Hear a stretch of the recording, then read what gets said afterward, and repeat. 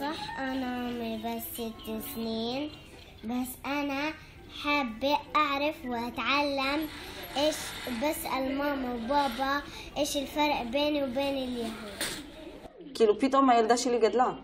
התחילה לשאול מה זה פלסטין, מה כאילו מה אנחנו, איפה אנחנו? מה זה יהודי ערבי? אני פלסטינאית או אני ישראלית?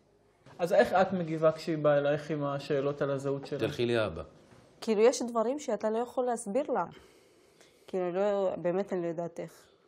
בינתיים אני אסביר לה שבחיים שלך את מוגדרת במדינה בתור סוג ב'.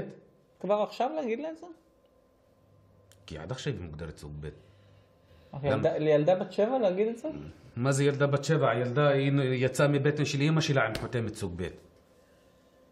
היא לא צברה את זה עם הזמן, היא נולדה עם זה. אבל לא נגיד לה סוג ב' ולא סוג א' ולא כלום. למה צריך לתסכל אותם עכשיו? אני לא מתסכל אותה, סוג ב' זה עדיף מסוג ג'. האמת?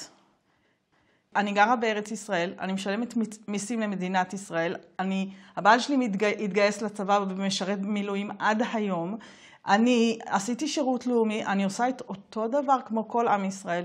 למה אני צריכה להיות סוג ב'? כי מתנחלים זה סוג ב' או ג' או ד' או...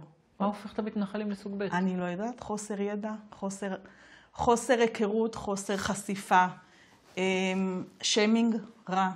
כשאתה יושב ברכבת וזזה ממך אחת שישבה לידך, כי אתה חרדי שעלה בבית שמש, היא עלתה בירושלים, אני עליתי בבית שמש, אז ברור שיש סלידה. זה לא משנה מה אתה תעשה, אבל עדיין אתה חרדי. זה החרדי, חרדי זה שם קוד לאחד שזורק אבנים בשבת, לאחד שזורק טיטולים על חיילים, לאחד שפורע חוק.